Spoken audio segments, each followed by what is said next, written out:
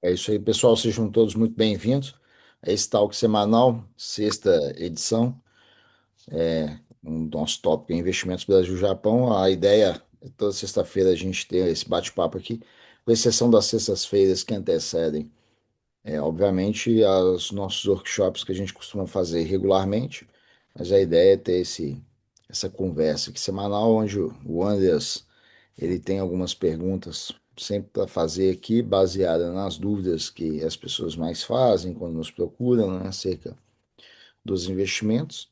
Então a gente vai variando a temática aqui, mas sempre dentro da semântica mesma, né? Investimentos no contexto brasileiro do Japão. Então sejam todos muito bem-vindos e espero que a gente possa ter aí uma noite produtiva. E como o André salientou anteriormente, a partir dessa semana eu já estou indo no Japão, cheguei no dia 10, né, 10 de junho, quarta-feira.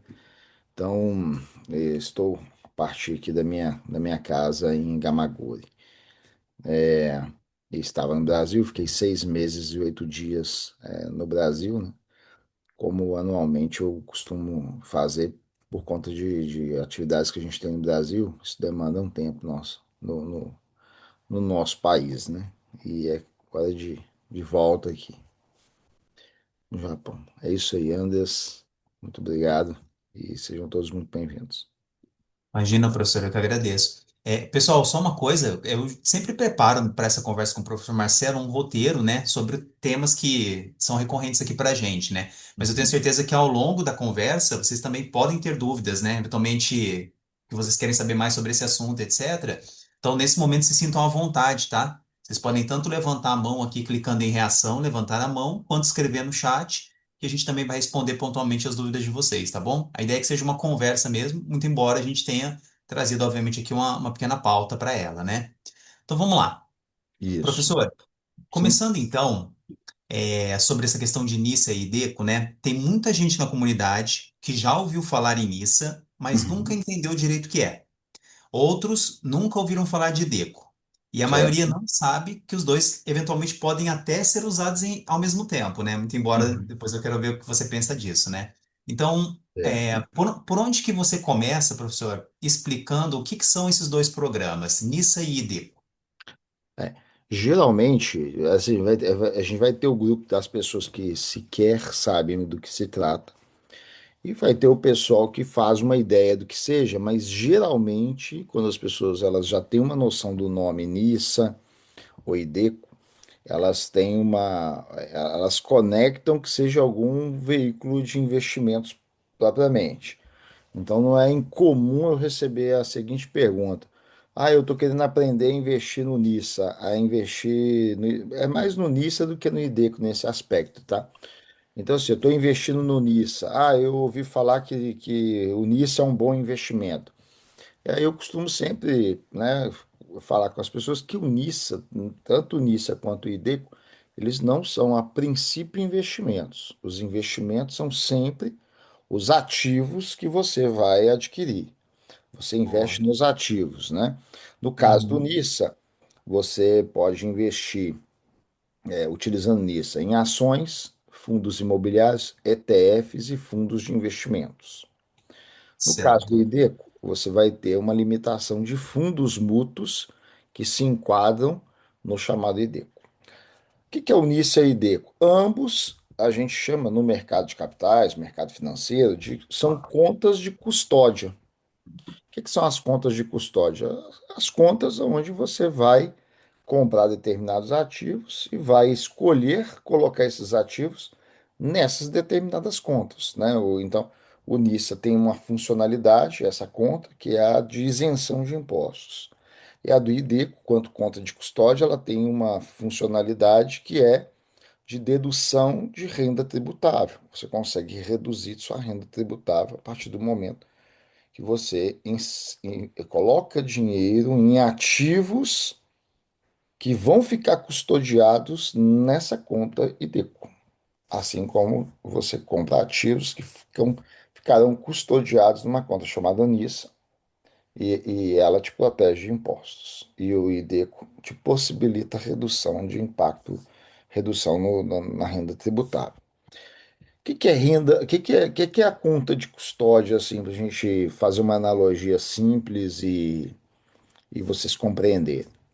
Vamos imaginar na sua infância, não sei como era a situação financeira aí das suas famílias, mas vamos imaginar que na sua casa não era fácil você ter determinados tipos de alimentos que hoje em dia é fácil de você obter.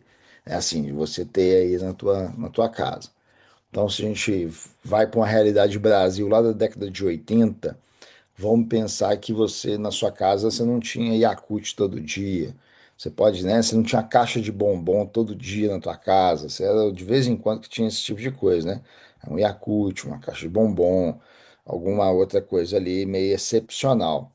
Aí vamos imaginar então que isso fosse os seus ativos, né? Um Yakult, uma caixa de bombom, alguma Ok. coisa assim. Se você guardasse esse conteúdo num determinado lugar da geladeira lá, seus irmãos iam catar, não é? Ia mais de você e etc. Se você falar, não, eu vou guardar aqui num lugar aqui que a minha mãe que costuma guardar. E se a sua mãe, ó, isso daqui ninguém mexe não que é meu, né? Ou seja, você deixou aquilo custodiado numa área da geladeira que pertence só. Ou se a gente for para Yakult, você demanda de geladeira, né? Mas o bombom, por exemplo, você não demanda a princípio de geladeira, a não ser que estiver muito quente. É a mesma coisa. Se você deixa no seu guarda-roupa, você comprou, ganhou o bombom, deixou no teu guarda-roupa, seus irmãos podem ir lá e catar. Também não sei qual que é a relação com os meus irmãos, era perigoso isso acontecer. E vice-versa, tá?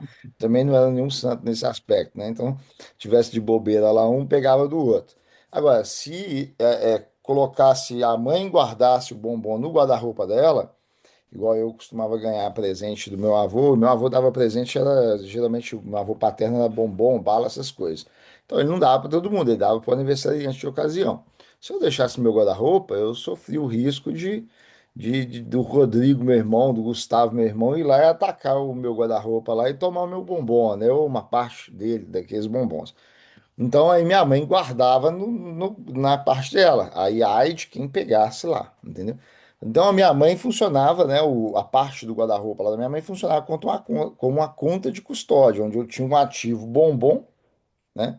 É óbvio que o bombom deprecia, né? Você vai, ele não é um ativo, né? Assim, mas nessa analogia. E aí, quando estava no guarda-roupa da minha mãe, ninguém atacava, não podia, né? Não pode pegar nada. Se tivesse no meu, era mais fácil. Então, assim, conta de custódia é isso. É um cofre. É um lugar onde você deixa o ativo que ele vai estar protegido. Ou do próprio governo, no sentido de tributação, ou ele vai estar guardado num cofre, né, numa conta também, onde ele vai ter esse benefício aí de redução de impacto tributário, né, que é o caso do IDECO. Então é simples. Agora, eles não são, como eu falei, eles não são a priori, em essência, eles não são investimentos. Tá? Os investimentos vão ser sempre os ativos que você escolhe comprar. Perfeito? Então é isso. Como o Anderson ressaltou inicialmente, você pode ter as contas de custódias concomitante, paralelo. Então você está investindo em ativos que você seleciona para a NISA e você pode investir em ativos que você escolhe colocar na conta de custódia e DECO também, né? Um não exclui o outro nesse caso. Mesmo NISA, antigamente, até 2023, a gente tinha dois níveis de NISA, o NISA Tsumitate e o NISA IPAN, ou IPAN NISA e o Tsumitate NISA. Um excluiu o outro. Se eu optasse pelo Tsumitate NISA, eu não podia contar com a conta de custódia IPAN NISA, que era o principal, o NISA principal. Aí, a partir de 24, foi integralizado, aumentou o limite de isenção anual de compras, só que há uma divisão interna. Eu tenho determinados ativos que eu posso enquadrar no NISA, a gente vai chamar hoje de NISA Seicho, que é o NISA análogo ao que era antes, o NISA principal, e o outro NISA Tsumitate também, que ele vai ser restrito a determinados fundos de investimentos, né? O NISA Seicho, que a gente vai falar que é o NISA principal, ele abrange, é uma conta de custódia que aceita vários tipos de ativos: ações, ações internacionais, ETFs, fundos imobiliários, fundos de investimentos amplo, bem amplo aí. Não todos, mas bem amplo. Já o Tsumitate, o NISA Tsumitate, ele vai ser restrito mais aí a alguns fundos de investimentos. Um tem um limite de 2.400, outro tem um limite de 1.200 milhões, né? 2.400 milhões e 1.200 milhões. 1.200 milhão, né? E aí somados 3.600.000 ano. Então, qual que é o limite hoje do NIS? 3.600.000. No entanto, 2.400 para uma categoria de NISA, 1.200 para uma outra categoria de NISA. É isso. E DECO, a gente tem uma limitação aí, o máximo que você pode alocar quanto autônomo, tá? Se você for um trabalhador autônomo, aí você tem um limite máximo de 68 mil mês que você pode destinar para colocar em fundos de investimentos que são elegíveis ao IDECO. Seria isso. Perfeito. Professor, em linhas gerais eu consegui entender um pouco o que são, então, esses dois programas, né? Agora eu queria convidar você a dar um pequeno zoom com a gente. Então, a pergunta é a seguinte: começando pelo NISA, em linguagem simples, o que exatamente ele faz pelo investidor e o que muda na prática quando você investe pelo NISA versus quem, de repente, começa a investir e não faz pelo NISA? Tá. Vou falar sobre duas perspectivas. A primeira da isenção, né? E eu vou pegar aqui uma calculadora aqui para vocês entenderem essa questão da isenção, e até do ponto de vista da matemática também, porque eu já vi muita gente fazendo imaginando o impacto, o impacto de impostos sobre rendimento dentro de uma perspectiva errônea, tá? Deixa eu só pegar aqui uma calculadora simples aqui do Google. Por que que não quer sair essa calculadora? Tá, aqui. Qual que é de forma prática, né? A gente vai ter o seguinte: quando eu invisto com NISA, a gente vai ter isenção de impostos. E isso traz um impacto, obviamente, num efeito de rentabilidade, né? Porque daí eu tenho aquilo que foi gerado de resultado pelos ativos, seja pelo pagamento de dividendos, seja pelo próprio crescimento do ativo, em termos percentuais, ele vai valorizando, valorizando, valorizando. O que é bruto vai ser líquido também, porque você não tem imposto, né? Porque geralmente esse conceito de ganho bruto, ganho líquido, ele advém de algum desconto. Então, bruto é quanto? Ah, tanto. E líquido? Líquido pressupondo que ele vai descontar algo e aí vai ter o valor líquido. Assim como o salário. Você tem um salário bruto, desconta uma série de coisas, você tem um salário líquido no final das contas, né? Quando você tem NISA, bruto e líquido, eles são os mesmos valores, porque você não tem imposto para descontar. Então, quanto que é o ganho bruto? 10. E líquido? 10. Você não tem, né? É esse ponto. O que eu falei em relação à matemática é que geralmente, às vezes, eu já deparei com as pessoas assim: ah, mas no Japão, então, você falou que tem produtos que pagam 18% de dividendos. Ah, mas aí não compensa, porque o NISA é 20%. Na verdade, o NISA é. Desculpa, o imposto é 20.315. Aí a pessoa já deduz, então não compensa, porque daí você vai ficar no negativo. Não, mas não é assim a conta, a matemática do negócio, entendeu? Então, nessa lógica aqui, aí sim você vai pegar 18, você não vai colocar o símbolo percentual aqui, e dos 18 bruto. Se for um dividendo de 18 bruto, aí você vai subtrair pelo imposto de 20.315%. Então, os 18% quanto valor inteiro, ele vai ter uma redução percentual dele em 20%. Ou seja, líquido ele vai ficar o quê? 14,34 nesse caso. Então, você vai estar positivo, entendeu? Mesmo que o número percentual seja maior do que o próprio ganho, mas o ganho percentual, entendeu? Então a matemática é essa que é a conta da matemática aí, do desconto percentual, que seria a mesma coisa disso aqui, ó. 18% em valores financeiros seria equivalente a 1.800, por exemplo, em relação a 10.000. Então, você recebeu 1.800 de dividendos, Ailton, em relação a um produto que você pagou por ele, ele está gerando 1.800, mas você pagou por ele 10.000. Então, logo, você tem decimais isso, multiplicado por 100, você tem 18%, correto? Então, 18% de 10.000, nós vamos ter o quê? Os 1.800, tá aqui. Se eu pego o valor financeiro agora e subtraio os 20,315%, eu posso subtrair tanto do percentual quanto posso subtrair do valor financeiro. No caso aqui, nesse exemplo que eu estou usando de 18%, o valor financeiro para algo que custou 10.000, ele gera 18%, ele gera 1.800. Então, nós vamos ter aqui o 1.434,33 de ganho, dividido pelos mesmos 10.000, vai dar aquilo que a gente já tinha obtido antes. 18% menos 20,315% nos oferece 14,34% em decimais e isso daqui, né? Então, é assim que é o desconto.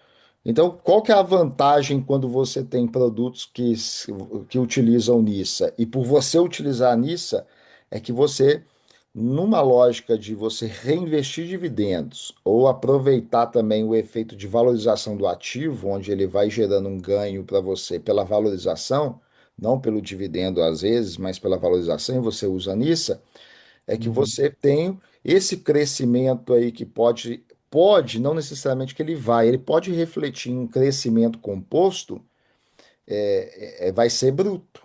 Bruto e líquido vai ser a mesma coisa. Então, a perspectiva de ganho para você é maior, tá? Então, você tem isso daí. Deixa eu só pegar aqui, poderia fazer aqui na calculadora ali normal mesmo, fazer um efeito composto ali, mas eu acho que a gente vai ter um prejuízo na atenção aqui do pessoal. Então, vou pegar uma calculadora de rentabilidade Uhum. e vamos utilizar aqui a mesma coisa, né? Ó, vamos imaginar isso daqui. Precisa entender que a vantagem de você ter uma isenção de impostos aí, quando você está com ativos que cabem isenção de impostos. Então, vamos voltar aqui para os 18%. Perfeito? 18%. Vamos imaginar você investindo 50.000 por mês e, no fim das contas, o efeito composto dos seus investimentos é de 18% em 10 anos, então 50.000. Em 120 meses, 10 anos aqui, você teria, se você só poupasse 6 milhões, mas você investindo, há um crescimento composto de 18% ao ano, você está acumulando então 15 milhões. Então você vai ter 9 milhões 242.311 de ganho, né? Agora, se caso esse mesmo produto, que de forma bruta ele gerasse 18% e não tivesse isenção de impostos, aí a gente ia ter, eu tenho aqui, isso, tem aqui a tributação, né? Ó, vou pegar aqui, você teria, bem, eu tenho aqui só do financeiro, deixa eu voltar aqui mesmo, e a gente pega lá aquele exemplozinho aqui que eu tinha já puxado, né, dos 14 e 34%. Se eu desconto aqui o, o, o imposto, eu tenho 14,34%, né? Então vamos imaginar que eu tenho NISA, mas eu não tivesse utilizado o NISA. Ou seja, esse ativo que gerou um crescimento composto de 18%, ele tem NISA, mas eu escolhi não usar o NISA, por preguiça, por negligência e etc. E sistematicamente não utilizasse. Então, ao invés de 18, eu teria 14,34. Aí o montante aqui, ao invés de 15.242.311, ele cairia para 12.552, ou seja, perderia basicamente 3 milhões aí só de efeito de crescimento, de montante final, né? Uhum. Então, aí respondendo a pergunta central do Anderson, qual que é a vantagem de eu utilizar o NISA? A vantagem é que eu preservo um crescimento composto melhor, sob qualquer perspectiva, tá? Aqui dei como exemplo 18%, mas se o rendimento composto da minha carteira foi de 10%, beleza, com isenção 10%, sem isenção menos do que isso, perfeito? Agora, vale pontuar também né? Então, vamos voltar aqui. Vamos imaginar que teve um crescimento de 18% ao ano e você aportando e investindo 50 mil todo santo mês durante 120 meses, totalizando 10 anos, né? Então, a gente tem isso aqui. Vale ressaltar também que o NISA, ele é importante quando você tem os ativos que você escolheu qualificados e que eles têm NISA, eles têm direito a utilizar NISA. Porque a gente vai ter também ativos que são bons ativos a gente ter na carteira e eventualmente eles não têm NISA. Como acontece, hoje nós temos ativos na nossa carteira oficial que eles não têm NISA, eles têm impostos, a gente paga impostos por eles. Então, com isso, eu quero dizer o seguinte: as contas de custódias de isenção de impostos, como o NISA, seja o NISA Seit ou o NISA Tsumitate, são importantes? São. Havendo benefício tributário, a gente tem que ter o benefício tributário, não vou abrir mão. Né? O Sem governo dúvida. não me tributando, excelente. Mas eu Hum. não vou transformar isso como norteador dos meus investimentos. Por quê, Perfeito? professor? Porque muitas vezes não vai fazer sentido você simplesmente. Você investe em quê? Não, só invisto naquilo que eu tenho isenção de imposto. Não, mas você vai abrir mão, às vezes, de uma estratégia que você pode acumular um ganho diferenciado, entendeu? Hoje, o ativo que nós temos, teve um ativo na nossa carteira que no último ano ele foi o que mais se valorizou, entendeu? Mesmo, e ele não tem NISA, mesmo descontando impostos, ele foi o que mais respondeu por resultado da nossa carteira. E ele não tem NISA. Eu vou Interessante. abrir mão de ganhar mais porque ele não tem NISA, então não invisto nele, entendeu? Acho que não é bom, né? Pode acontecer dele ter rentabilizado menos? Pode, mas assim, dentro de uma análise que a gente faz, é importante a gente ter esse ativo na carteira, assim como outros, e não ter NISA, entendeu? Então, ou seja, isenção de impostos você vai utilizar do ponto de vista estratégico, e não como um fator determinante. Ah, tem isenção, ou então se não tem isenção, eu não invisto. Porque senão você vai. Aí eu vou fazer aqui o que eu sempre uso como para vocês entenderem de forma mais categórica. Seria a mesma coisa, seria a mesma coisa assim, de você ter alguns benefícios tributários por conta da sua condição de renda de trabalho. Aí amanhã eu chego para você e falo assim, Sayuri, tem um emprego bom para você aqui, mas você vai ganhar o dobro do que você ganha. Aí imagina a Sayuri recusando porque, não, porque eu vou recusar aqui porque senão eu vou perder o auxílio da minha filha na escola, entendeu? Bom, mas você vai ganhar o dobro. Ah, não, mas aí eu deixo de ter o Entendi. benefício e vou ter que pagar 5 mil por mês para a escola, entendeu? Aí você vai fazer a conta, pô, 5 mil para.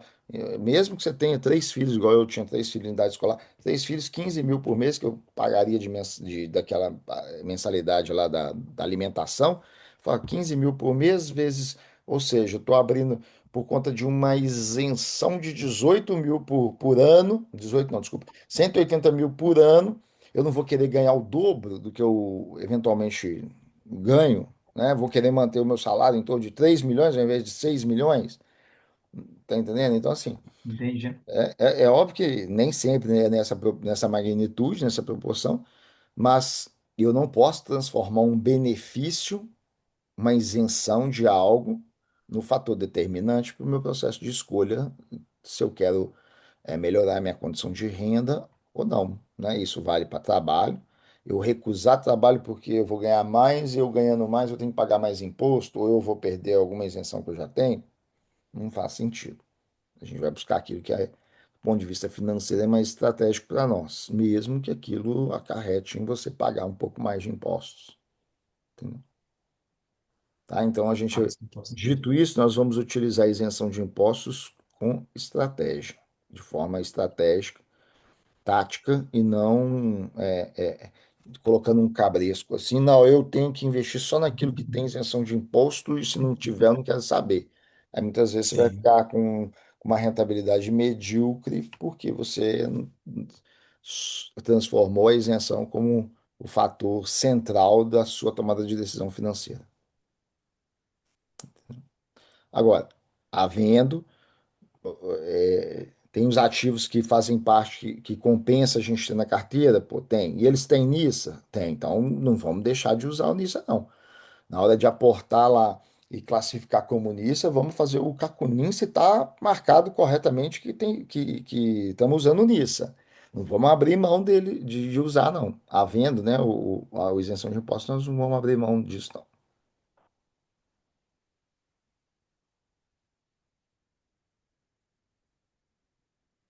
Pois não? Pode. Entendi, professor. É interessante essa questão, né, de não ter o NISA como um norteador, né? Se você pode ganhar mais com outros ativos, por que não considerá-los, né? Por que não, não, né? Na verdade, é o foco, né? Sim. Professor, antes de continuar no roteiro, apareceu uma pergunta da Lúcia aqui. Se Isso. já tem o NISA em uma Aham. instituição financeira, é possível migrar para uma corretora, por exemplo, Aracuten? Se você já tem numa instituição, né? Uma outra instituição. É. Você só pode ter uma conta NISA por instituição e uma pessoa. Assim, é uma pessoa, uma pessoa física, uma instituição só. Você pode ter conta em quantas corretoras você quiser. Até um tempo atrás aí, na Bolsa de Tóquio operavam 94 instituições. Não sei hoje em dia quanto que tá, mas vamos imaginar que você pode ter conta nas 94 instituições que acessam bolsa de valores de Tóquio, por exemplo. Fora outros produtos que não são de bolsa, mas são produtos de investimento, como fundos mútuos, você não acessa eles na bolsa, mas sim no ambiente da corretora, né? São mais de 2.600 fundos, por exemplo, disponíveis. Você pode, mas conta em corretora você pode ter inúmeras, assim como contas que acessam fundos em bancos, o Banco do Correio, o MFG, o MFJ, né? Outros bancos aí você acessa fundos de vez. Você pode ter conta em quantas instituições que você consegue acessar fundos que você quiser, mas conta nisso só pode ter em uma. Agora, você pode fazer a portabilidade da custódia NISA para uma outra instituição. Então, exemplo, acontece às vezes a pessoa, eu tenho a conta na SBI e o NISA está na SBI. Ah, mas eu gostei de trabalhar com a Rakuten. Aí você pode pedir para mudar a custódia NISA para o seu agente de custódia ser a Rakuten? Pode, entendeu?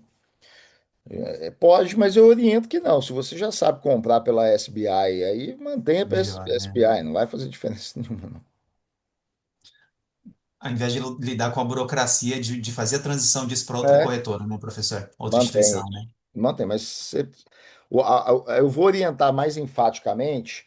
Pessoal, entrou um mosquito chato aqui, porque eu tenho gato em casa. Aí o pessoal aqui às vezes abre a janela para gato passear na varanda e deixa aí, entra mosquito. Ainda mais nessa época do ano.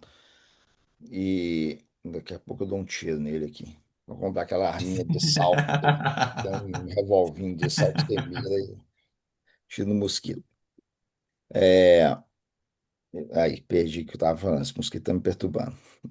Desculpa aí. Dá para repetir aí? Então, professor, eu acho que sobre a questão de mudar o NISA para outra instituição, né? Ah, desculpa. É. Lembrei.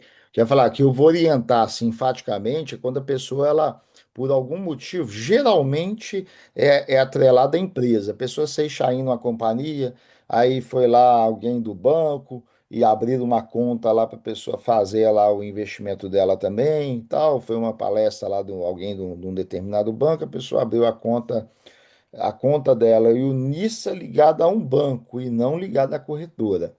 Aí, nesse caso, eu vou orientar, você faz a portabilidade disso da sua conta do banco, de um banco aí que você acessa só fundos, para a corretora de valores, que você acessa muito mais produtos financeiros.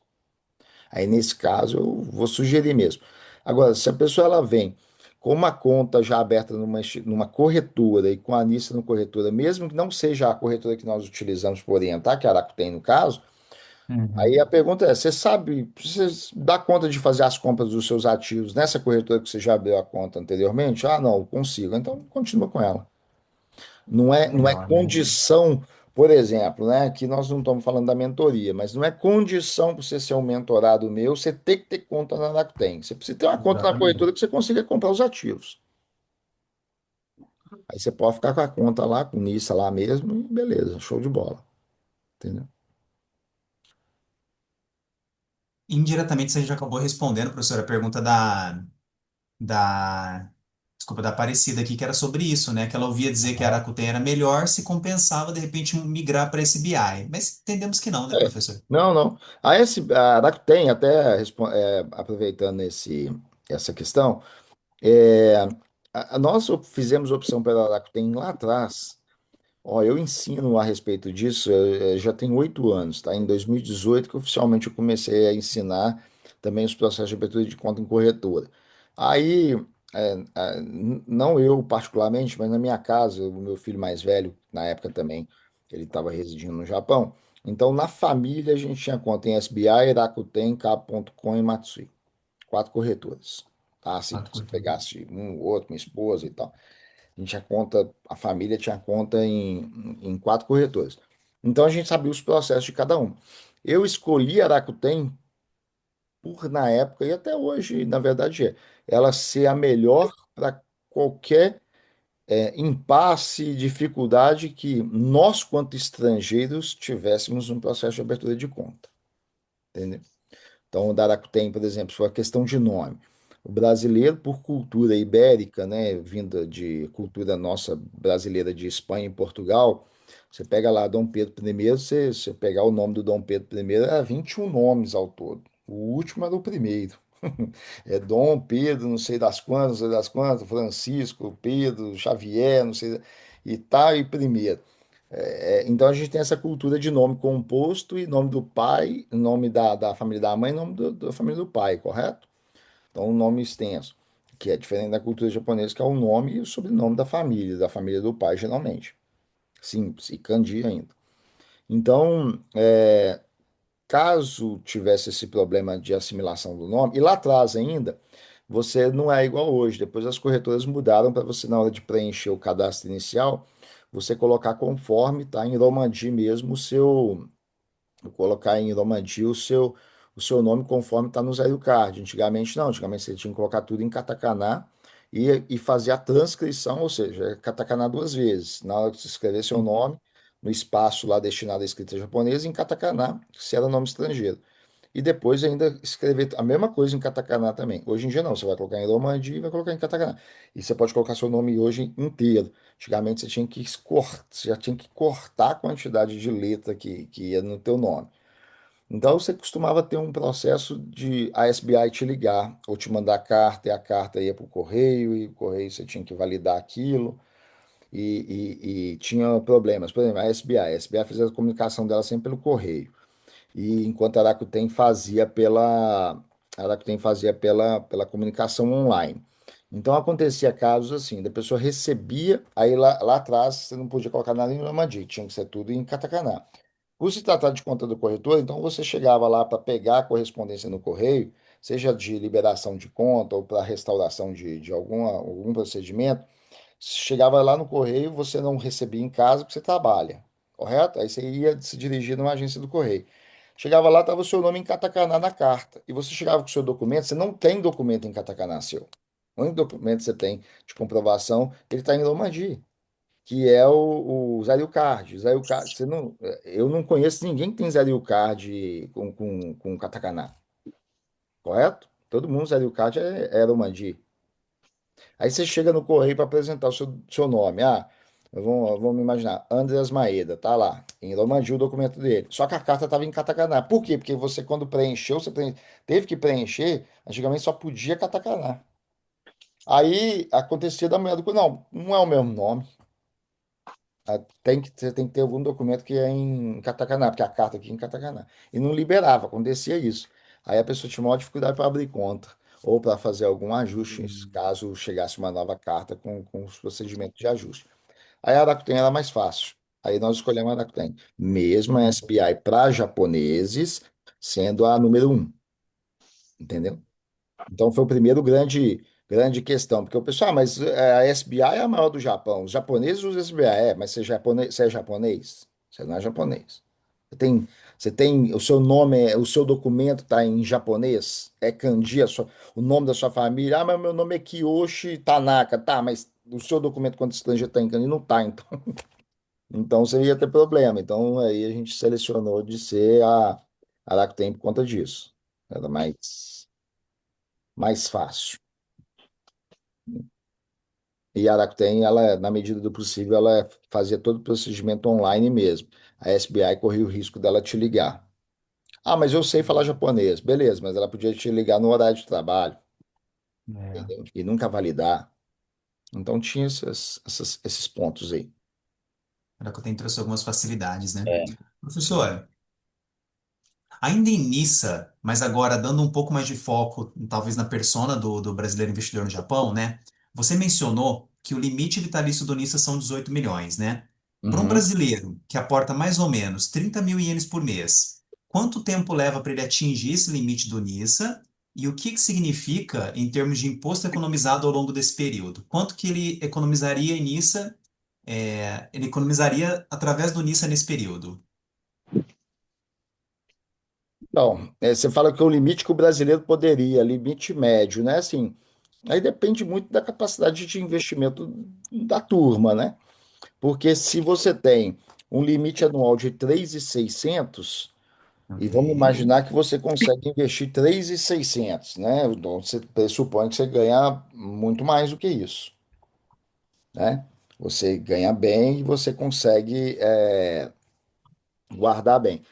Se você tem, você atinge o limite anual de 3.600.000, em 5 anos você já atingiu os 18 milhões, né? 5 vezes 3, 15 vezes 600, mais 3 milhões, 15 milhões, 18 milhões. Vamos Cinco imaginar anos, que então, usando o limite anual do NISA. limite anual para as duas categorias de NISA, NISA Seicho e NISA Tsumitate. Ok. 2.400 para um, 1.200 para outro. Ô, professor, e estourando esse Ou teto do limite vitalício, o que que acontece? A partir desse momento, a aí, a pessoa partir disso, passa a recolher impostos. você passa a recolher, vai passar a recolher Ah, impostos, né? Então, vamos imaginar que vocês, vamos esquecer a questão de investir estrategicamente e investir só só em instrumentos que você tem isenção de impostos, né, pelo NIS. entendi. E vamos pensar em alguém que, pô, eu consigo investir 1 milhão por ano, não mais do que isso, 1 milhão por ano. Então, ela vai gastar 18 anos para poder atingir o limite máximo. Isso se a legislação, se não houver uma terceira edição do NISA, que a gente já está na segunda edição do NISA. Na verdade, a gente está na terceira edição do NISA, tá? Porque o NISA, quando começou lá atrás, o limite dele de isenção era durante 5 anos e era para 1 milhão anual. Aí um ano depois mudou para 1.200. Aí ele passou a ser um limite anual de 1.200.000, ou seja, você podia comprar até 1.200.000 de ativos, tudo que você comprasse, então. Exemplo, em 2017, aí ele era isento, em 2017, 1 milhão, em 2017 ele era isento, 17, 18, 19, 20, 21. Em 22 ele passava a ser tributado. Ah, a Tudo que você mecânica era comprasse como? depois em 18, até 1.200.000, aí já tinha mudado para 1.200.000, né? Foi só Uhum. 2013, 1 milhão, 2014 em diante, 1.200.000 o limite anual. Aí 2018, tudo que você comprasse dentro de 1.200.000 estava isento, 18, 19, 20, 21, 22. Aí em 23 passaria a ser tributado. Aí quando veio a proposta do novo NISA, porque a isenção, o programa de isenção NISA, ele ia terminar em 2023. Não, a partir disso, a princípio, não ia ter mais, para quem começasse a investir a partir de 24, não ia ter mais o programa NISA como foi inicialmente concebido, Sim. imitando um modelo britânico, tá? Porque até o termo mesmo, né? No modelo britânico é ISA, né? Não é ISA, Ah, saúde é o que interessa, lembra lá? de ISA, alteração. saúde é o que interessa, o resto não é isso não, né? O ISA de Individual Savings Account, né? Ok. Que é, agora o Japão colocou o N de Nippon, Nippon De Nippon. Individual Savings Account. Então, imitando o modelo britânico do ISA, né? Interessante. Isso aí. Aí depois eles vieram com a proposta do novo Nissa. Eu achei Sim, até interessante, curioso, que o novo Nissa, esse que a gente chama de novo Nissa, já não é novo, mas já, né, já tem 2 anos de existência dele, 24, 25, e já estamos no terceiro ano, onde a sim. proposta foi aumentar o limite anual para 3.600, ainda que dividido, mas Uhum. nenhum tipo de NISA excluindo o outro. Você pode ter agora os dois tipos de NISA, o NISA Seichi ou o NISA Tsumitate. Antigamente, lá atrás, você tinha o NISA e o IPAN-NISA, que eram 1.200.000 por ano, que foi a renovação dele em 2014, 1.200.000 por ano, e durante 5 anos de isenção. E você tinha o Tsumitate-NISA, que era 400.000 por ano, reduzia o limite anual para 400.000, só que você tinha isenção por 20 anos, entendeu? Então, Ok. mas só que era um ou outro, eu não podia ter os dois. Ou eu optava pelo NISA, o Tsumitate-NISA ou pelo IPAN-NISA. Hoje não, hoje é 3.600.000, 2.400 para uma banda, 1.200 para outra banda. 3.600.000, entendeu? Então, ficou assim. Entendi. Muito bem explicado.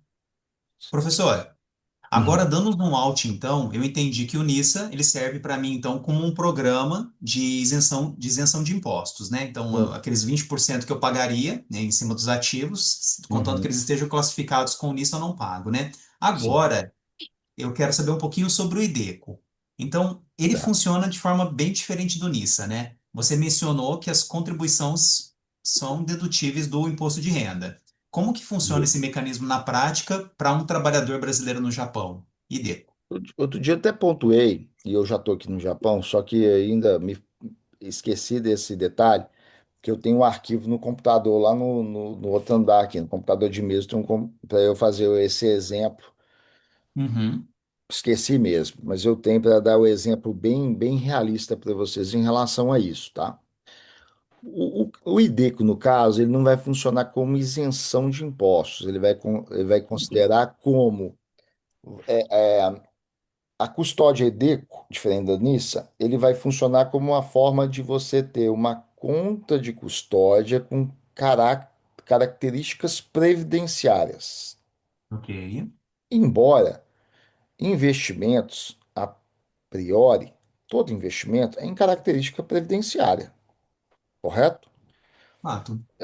No geral, é. Eu até Sim. entro nas discussões quando o pessoal fala: você tem um terreno baldio, é seu, você não vai fazer nada nele. Aí vem a turma do centro, não, mas isso daqui não cumpre a função social. Eu sempre falo: não, todo imóvel cumpre a função social, mesmo aquele terreno vazio que eu não vou construir nada, porque amanhã, se Ah, eu ficar velho e quiser vender ele, ele gera recursos para eu viver, correto?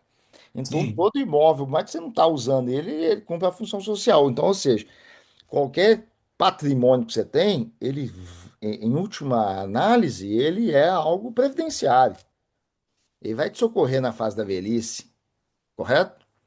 Qualquer coisa que você está ali, que possa, um dia você pode converter isso em recurso financeiro, ele vai atender. Então, assim, essa classificação, ela é nossa, correto? Eu posso pegar a minha Sim. carteira de investimento hoje e falar, não, ela é de caráter previdenciário, e pronto, acabou. Com certeza. Só que o governo, né, a título de criar lá os elementos ele classifica que é do IDECO que é de caráter previdenciário.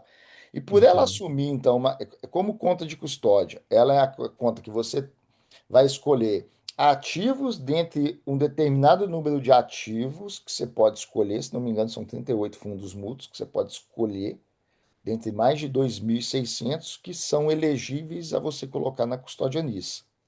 E o governo concebeu isso como, ó, essa conta de custódia ela é de caráter previdenciário. Por ela ser de caráter previdenciário, assim como você paga um seguro previdenciário, um seguro de vida, por exemplo, e você pode usar isso como redutor de renda tributável, o NISA também Hum. nós vamos, desculpa, o NISA não, o IDECO nós IDECO? vamos admitir ele como o que você aportar na conta de custódia IDECO, nós vamos admitir isso como redutor de renda tributável. Então Hum. ficou desse jeito, tá? E o que é a renda tributável? Eu acho que eu já tinha dado esse exemplo num outro talk aqui, mas a gente pode fazer do mesmo jeito. Vamos Ok. imaginar que você ganha 300 mil bruto. Seu salário bruto deu 300 mil, Ok. correto? O seu imposto de renda, ele não vai ser sobre 300 mil, tá? 300 mil é o seu salário bruto. Sobre o salário bruto vai incidir o quê? Encargos. Então vamos imaginar assim, que você recebeu. E aí os encargos, especialmente o Chacai-Roquem, a composição básica do Chacai-Roquem, que é Quinco e COSEI, saúde e previdência, ela vai ser uma somatória, a média dos 3 primeiros meses fiscais do ano. Mês 3 você recebeu 300 mil, mês 4 você recebeu 310, correto? E mês Sim. 6 é 4, 5 e 6, né? Não, é 4, 5, 6, 4, 5, 6. Mês 4, mês 5 e no mês 6 você recebeu 290, correto? Então Uhum. somou e dividiu por 3, né? Eu fiz proposital para dar 300. Então deu 300. Aí geralmente é lá em setembro, outubro, que vai vir a atualização do valor do Chacai-Roquem, né? Que é baseado nessa média dos 3 primeiros meses fiscais, 4, 5, 6, soma, tira a média. E aí tem uma tabelinha por província que vai lá e avalia, ó, se você então a sua média salarial dos 3 primeiros meses do ano fiscal foi de 300 mil, esses 300 mil está na faixa aqui, está na faixa dos 290 a 310 de média. Então, quanto que é a parte de saúde? Quanto que é a parte de previdência? E se você tem mais de 40 anos, tem ainda um adicional de taxinha da terceira, já da contribuição a partir de 40 anos. Aí vai ter uma tabelinha para isso, tá? Aí vamos imaginar que a dedução vai ser de 42 mil. Se não me engano, era em torno, para a Haiti é em torno disso mesmo, tá? O Uhum. global aqui, tanto o COSEI nem Kim que está embutido dentro da estrutura de Chacar Helken, mais a parte de Kenko, de saúde, eu acho que está em torno disso aí, de 42 mil. Aí você vai ter essa a renda tributável. Só que tem também o seguro-desemprego. Aí vamos imaginar aqui o seguro-desemprego, eu acho que é zero alguma coisa aí que desconta do trabalhador e tem a parte patronal também. Vamos imaginar que tem uns 1.500 também aqui de seguro-desemprego, porque o seguro-desemprego também ele entra no pacote de encargos de seguridade social, tá? Aí abateu isso também. Essa é a sua renda tributável. Ah, mas tem ainda, do meu olerite desconta luz, desconta o aluguel que é da empreiteira. Não, isso vai ser seu salário líquido. Vai descontar ainda daqui, correto? Para efeito de tributação de imposto de renda, a gente vai ter, então, descontado os encargos. Não confunda encargos. Aí, agora, em que faixa que está enquadrado isso aqui? Aí vai ter uma tabelinha também, eles liberam anualmente a tabelinha, que a contabilidade da empresa, ela vai olhar o teu salário e vai dar o desconto, e vai baseado no que você declarou em primeiro lugar para a empresa. Porque a primeira declaração fiscal que você faz não é para o fisco, já é para a empreiteira. Quando você vai se cadastrar lá, você vai, eu tenho dependente, eu faço isso, faço aquilo outro, e anualmente, quando você entrega a declaração, aquela declaração anual ela vai refletir no ano seguinte. Se você não tiver o mesmo nível de declaração que você declarou no anterior, no ano seguinte, eventualmente você vai pagar mais imposto no final do ano ou você vai ter dedução de imposto, devolução de imposto no ano seguinte. Aí vamos imaginar aqui nesse caso, né, que esses 256.500 de renda tributável, eles se enquadrem numa categoria lá que o seu Shotokusei é de 2.600, por exemplo. Você tem dependente e etc, e fica 2.600. Aí você vai ver lá um Shotokusei de 2.600. Aí você ficou o seu salário líquido do imposto de renda aqui nesse caso, né? Agora, vou voltar aqui, vou jogar os 2.600 aqui de novo. Quando eu tenho o IDECO, então ao invés da minha renda tributável ser 256.500 descontado já as seguridades, os 3 pontos de seguridade, quem COSEI e seguro-desemprego, é um pacote, né? Ao invés de ser 256.500 nesse exemplo, se eu tenho uma contribuição com o IDECO de 20 mil, eu vou lançar esse 20 mil também como efeito redutor. Ah, Então, bacana. na hora da contabilidade da empreiteira, e é óbvio que você faz essa contribuição, não é atrelada a salário, então isso você tem que declarar posteriormente, correto? Você que tem que falar para a empreiteira que você faz essa contribuição lá, apontar para ela e ela vai fazer esse cálculo para você. Mas basicamente é isso, tá? Então eu tenho 256.500 de renda tributável, que ela vai se enquadrar numa das faixas lá e numa das colunas de dependente. Você não tem dependente zero, um dependente, dois, três, quatro, e por aí vai. E se eu adicionar, mas eu contribuo, eu tenho uma conta de custódia Edeco que eu contribuo com 20 mil. Então, ao invés da minha renda tributável ser 256.500, ela diminui para 236.500. Aí agora nós vamos ver que faixa esse 236.500 está e qual que é o Shotokusei, caso eu não tenha dependente, caso eu tenha um dependente, caso eu tenha dois dependentes, três, quatro e por aí vai.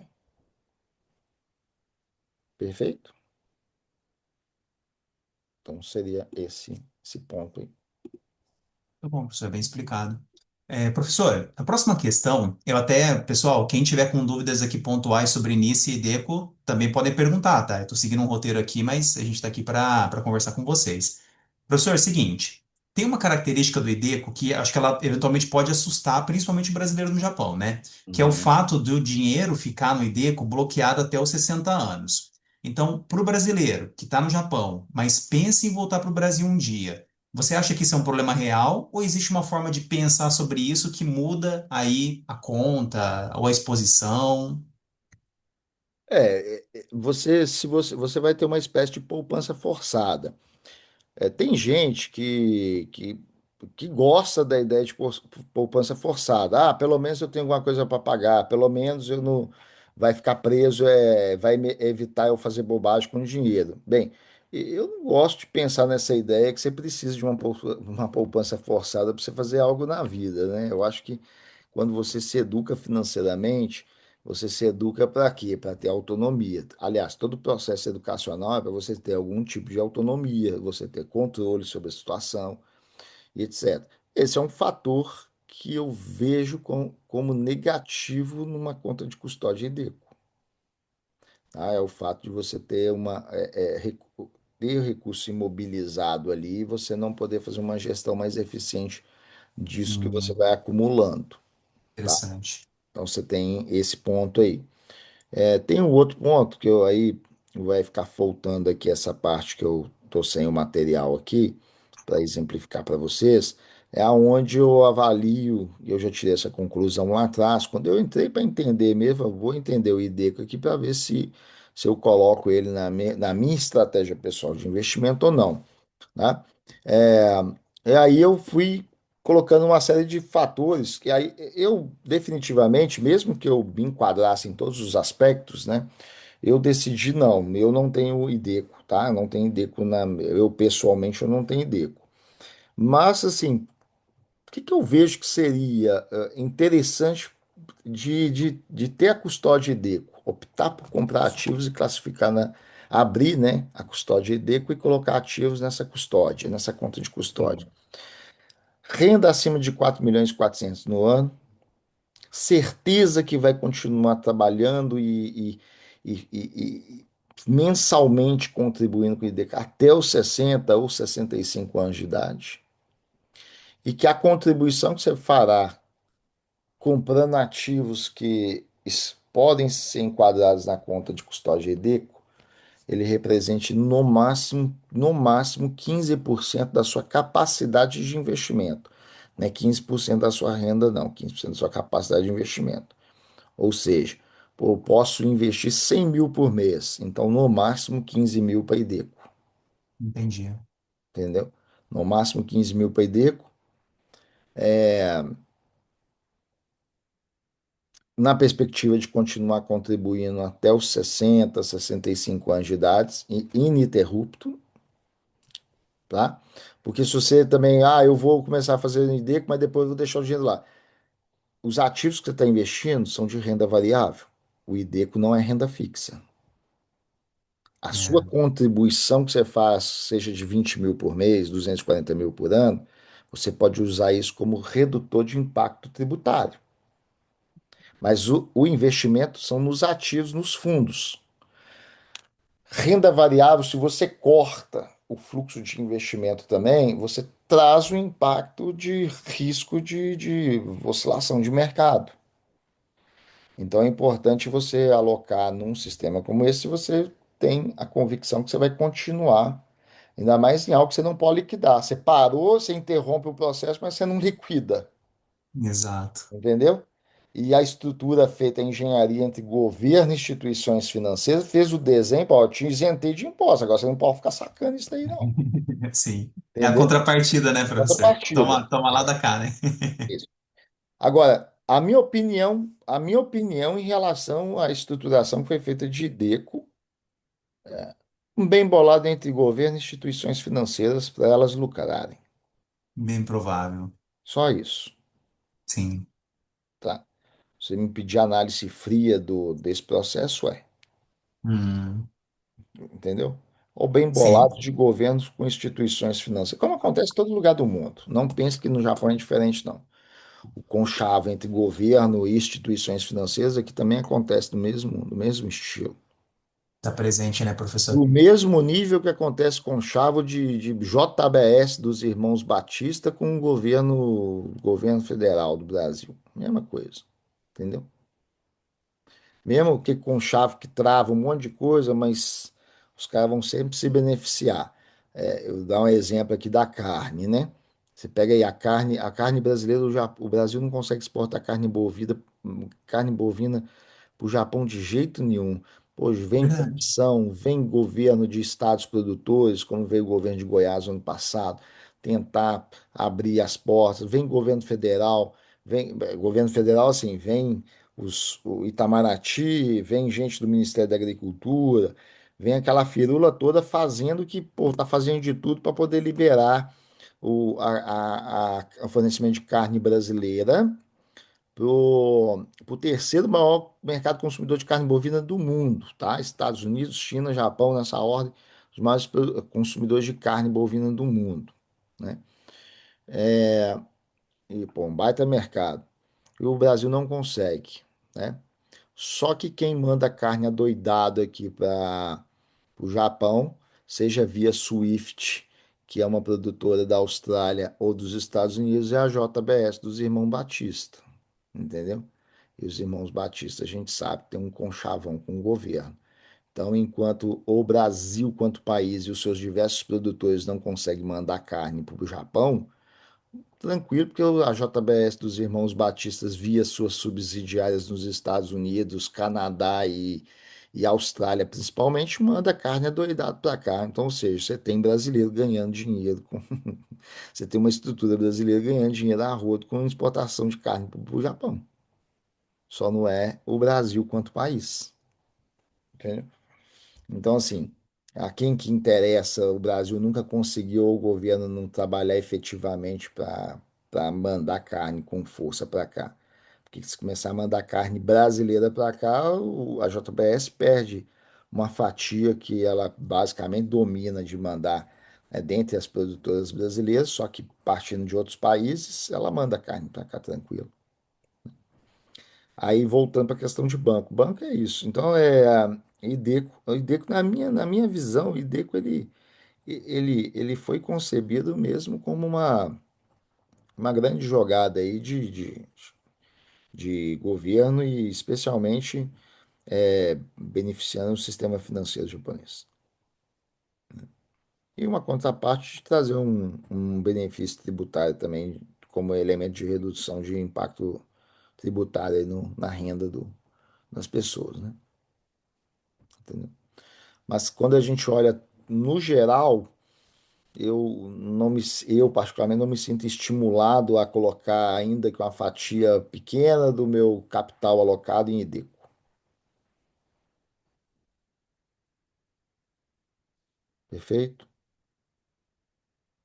Perfeito. Professor, só para pontuar, para quem acho que principalmente está aqui e ainda não é mentorado nosso, né? A Uhum. gente trabalha com o IDECO dentro da mentoria?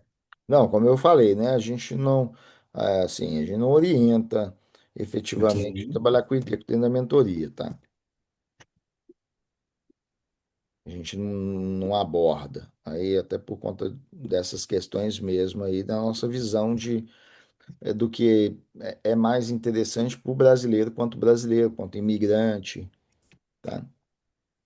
Então,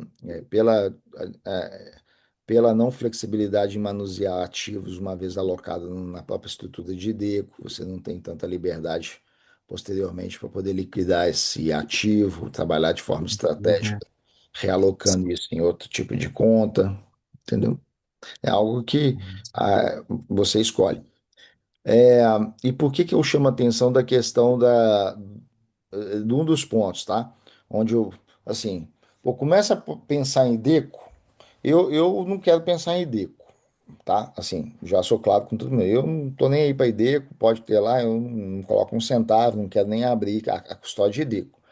É fácil abrir, é fácil. Pelo menos eu poderia abrir e tal, colocar até como efeito de ilustração para encher os olhos da turma. Ó, tem isso daqui para te dar também, reduzir impacto tributário na sua renda, beleza. Mas aí ia ser meramente, aí eu posso falar para vocês com tranquilidade, ia ser meramente comercial, tá? Só para falar para você, ó, tem aqui essa opção que também aí eu te ensino, só. Se você perguntar para mim, mas pô, você tem essa convicção de, não, não tem, não quero, não faz, para mim não faz falta nenhuma.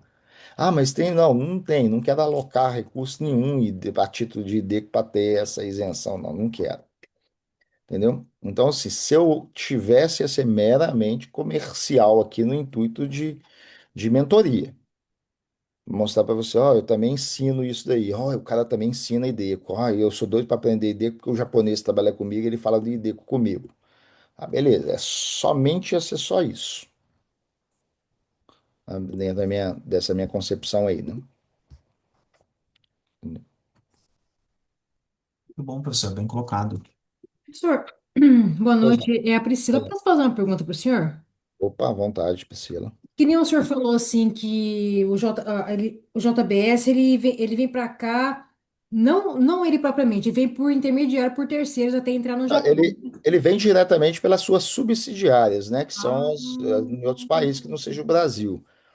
Então, hoje o Brasil entendi. não manda carne bovina para o Japão, mas a JBS está aqui, ó. Você vai no Costco, tem lá a marca Swift que você vai ver no Costco lá é do JBS, Ah, entendeu? eu achava que esses mercados aqui eles pegavam direto, não, eu não sabia. O senhor falou, eu achava que eles pegavam direto da JPS via Japão Brasil, mas não tem um intermediário. Ele tem. Ah, entendi. Entende? Entendi. Aqui, ó, deixa eu só pontuar aqui. Eu estou com o ambiente da corretora aqui aberto relacionado a fundos mútuos, tá? Então aqui eu tenho aqui 2.616 fundos disponíveis hoje, né, para investimentos, diversas categorias de fundos, fundos indexados, não indexados, diversas classes de ativos. Agora, para custódia e DECO, eu tenho 38. Nissa Tsumitate, 286. Nissa Seicho, 1.484.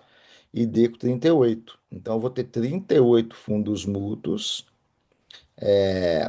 38 fundos mútuos aqui que são elegíveis à conta de custódia e DECO, entendeu? Então, eu vou ter esses, colocar aqui 80 que já abrange todos os 38 na mesma página. Então, eu vou ter esses tipos de fundos aqui. Perfeito? Então, dentre 2.616 fundos mútuos, só 38 eu consigo escolher dentre 38 só, se eu tivesse uma conta de custódia ID. Aí tem um outro detalhe aqui. E se eu quiser dividendos mensais? Zero, nenhum. Nenhum dos Ele vai te 38, podar em muitos sentidos, né, professor? nenhum dos 38 fundos pagam dividendos mensais, porque aqui está zerado, tá vendo? Ó? Zero.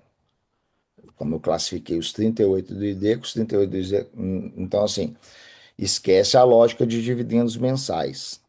Entende? Então, você tem essa característica. Você tem até fundos que esse daqui, por exemplo, aqui, ele é até interessante. O iFinex Fund aqui em Indexo, né? Que é mais atrelado à tecnologia e tal.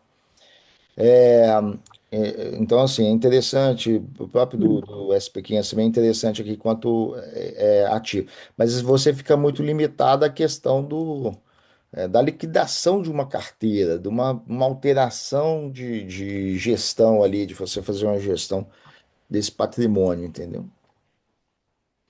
E eventualmente você pode ter um aspecto de isenção tributária de outros modos, né? Entendeu? Pode ter dependente.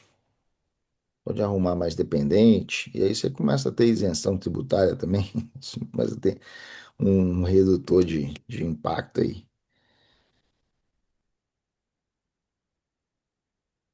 Muito bom, professor.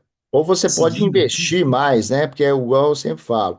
Você pega duas pessoas que ganham a mesma renda bruta, a mesma renda tributável. Beleza. Quem investe tem uma carga tributária menor do que quem não investe. Quem não investe vai sempre pagar uma carga tributária maior. Perfeito? Exemplo. Vamos para exemplo. Vamos imaginar que 300 mil agora aqui, esquece que eu tinha aquele exemplo anterior que 300 mil era salário bruto. Vamos imaginar que esse 300 mil que caiu limpinho na tua conta, limpo na tua conta, correto? E vamos imaginar que para quem não investe, vai torrar os 300 mil em custos aí, diversos, correto?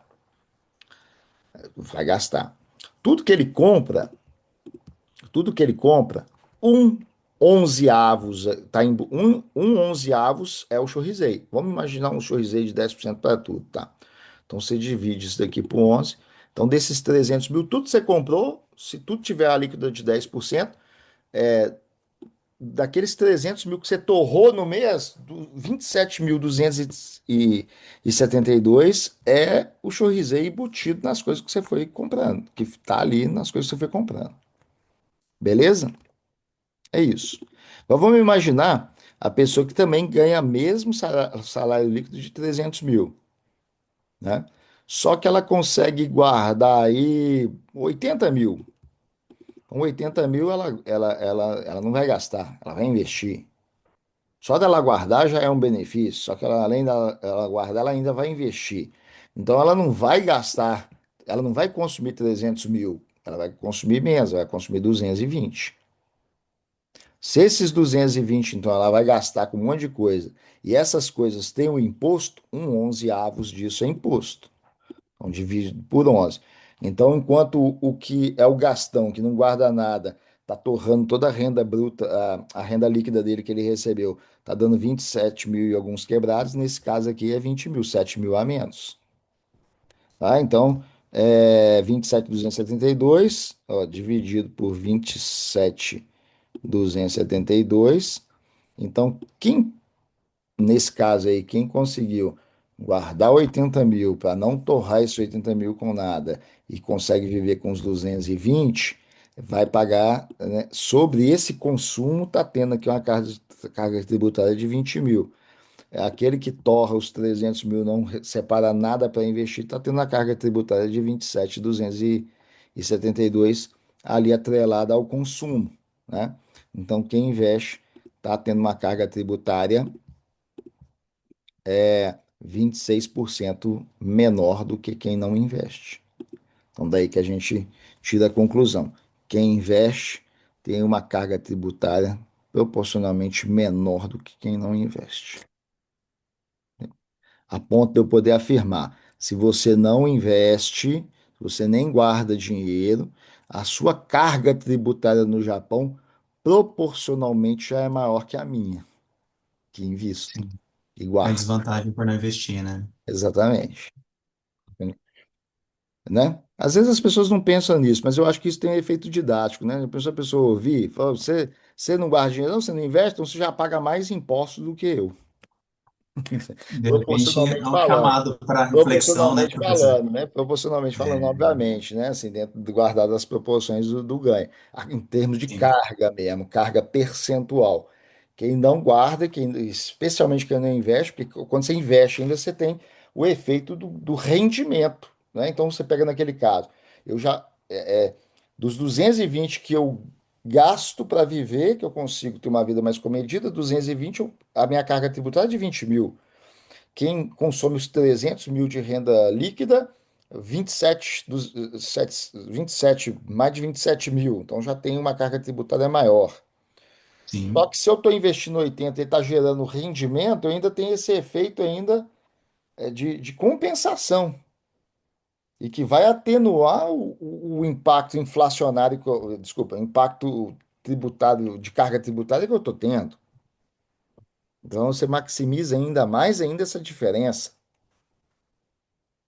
entendeu? Então a gente tem. Volta aqui. O que eu quero dizer com isso? Vamos lá.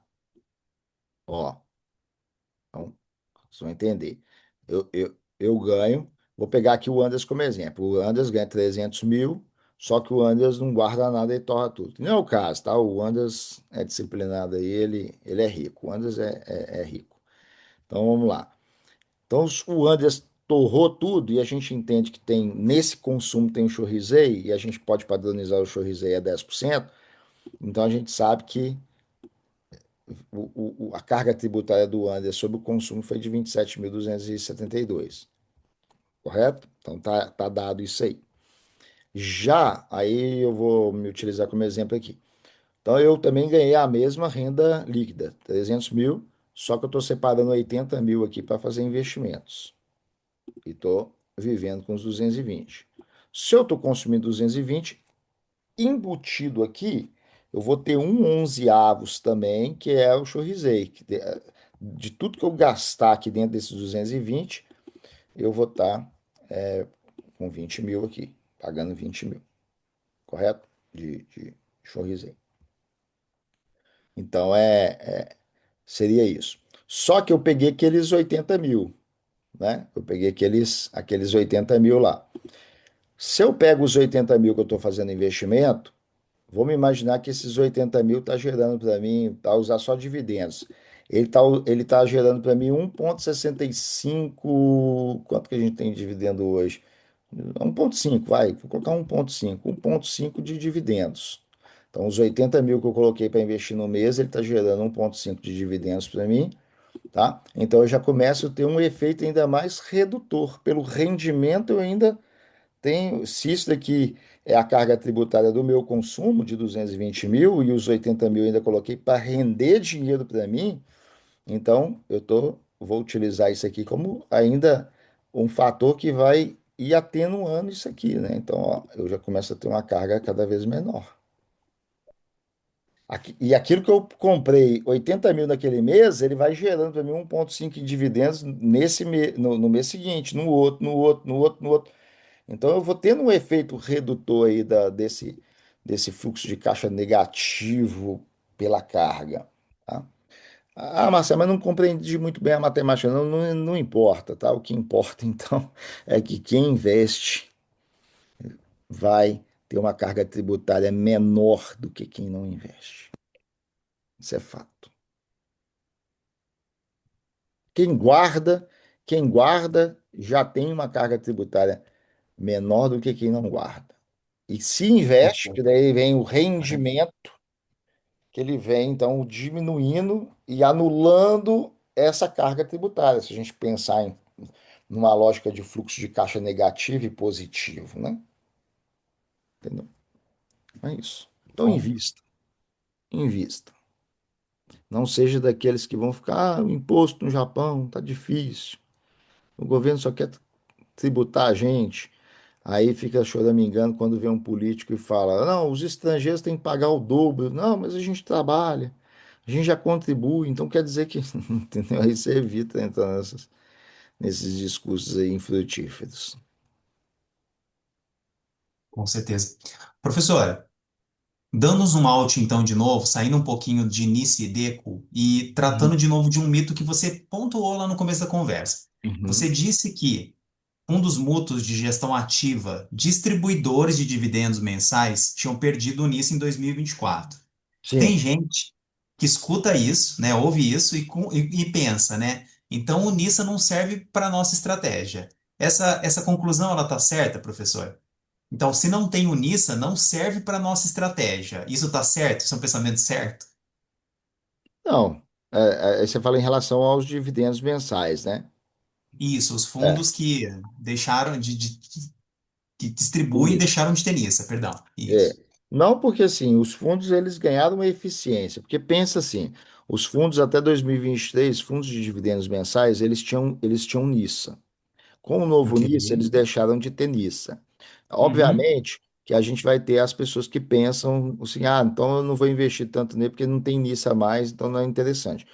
os gestores desses fundos tiveram que melhorar a capacidade de gestão para eles continuarem sendo atrativos, mesmo perdendo a custódia Nissa, alcançando esse tipo de fundos de dividendos mensais, correto? Interessante. Aí você tem esse Sim. ponto. Acontece que também você tem outras estratégias. A gente, na nossa carteira, por exemplo, a gente tem um fundo que paga dividendos trimestrais. O dividendo é bom, só que trimestralmente. Você pode, e tem NISA no caso. Você pode montar também uma estratégia de dividendos mensais com a sua carteira de dividendos mensais, mas ativos de dividendos trimestrais.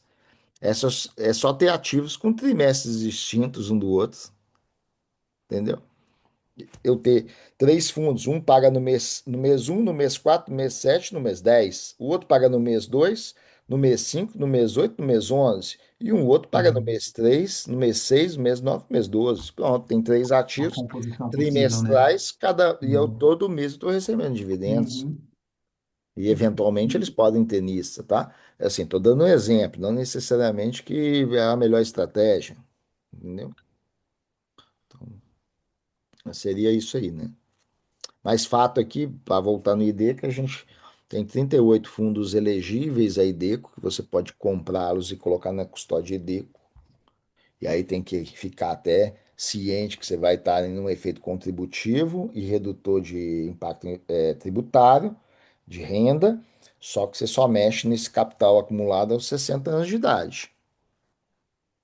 Você perde, então, a capacidade de gestão disso aí, tá? E não vai ter dividendos mensais nessa carteira de IDECO.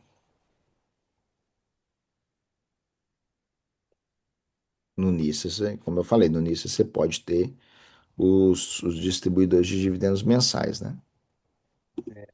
Bem mais interessante, né? A custódia NISA, sim. Sim.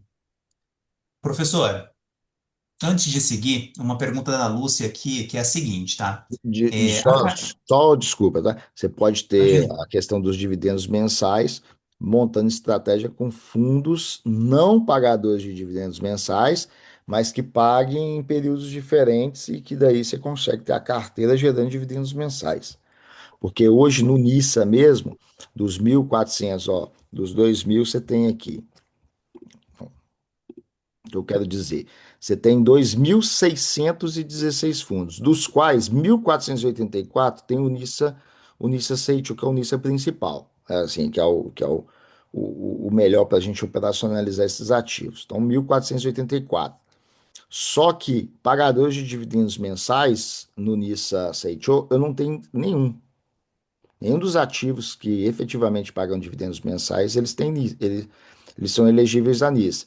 Mas eu tenho os dividendos bimestrais, tem dividendos trimestrais aqui, por exemplo.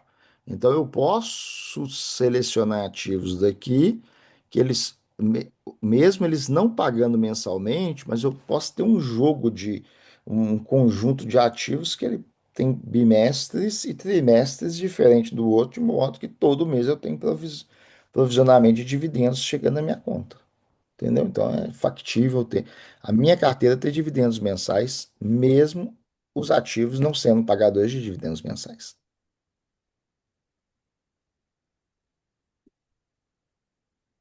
Perfeito? É isso. Pode avançar.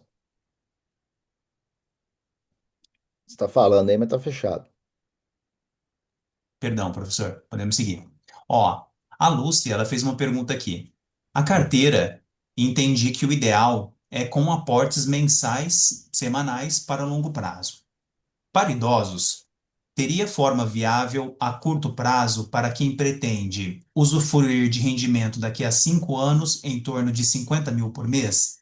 Qual seria o valor que teria que ser aplicado? Apenas para ter uma ideia. 50 mil por. Tá, daqui 50 mil por mês daqui a 5 anos, professor. daqui Quanto que essa 5 pessoa anos. teria que ter acumulado na ocasião? Vamos brincar aqui então. É, eu vou manter aqui uma rentabilidade composta de 18%, tá? 18%. Vou Ok, reduzir aqui para 5. 50 mil por ano, nós estamos falando de 600 mil, perfeito? isso mesmo. Tá. Dividendos hoje, a gente tem aí uma média tranquila de dividendos, em torno de 20 é tranquilo atualmente, tá? Perceba que dividendo é uma coisa, crescimento composto é outra. É outra. Eu não posso, não vou estar sendo fraudulento, embora tenha educador financeiro que utiliza o rendimento de dividendo para fazer simulação de rentabilidade composta. Isso é erro É crasso, tá? frequente. Isso é, é uma das maiores charlatanismo que tem na educação financeira, é isso. Sim, Igual eu li um post de alguém que é, ele nem é do mercado financeiro, mas não, porque ó, o mercado imobiliário é bom, ó, os FIIs, o rendimento está acima da Selic, mas o Selic é composto. O dividendo, ele não necessariamente ele é composto, ele é um rendimento, que para ele ser composto, eu tenho que contar que o ativo vai manter estável, o ativo não vai cair, ele não vai depreciar, porque se ele deprecia, parte daquele dividendo ele vem para compensar a queda do ativo. Então ele já perde o número do dividendo, o percentual do dividendo, ele perde efeito composto nesse caso. sim, Entendeu?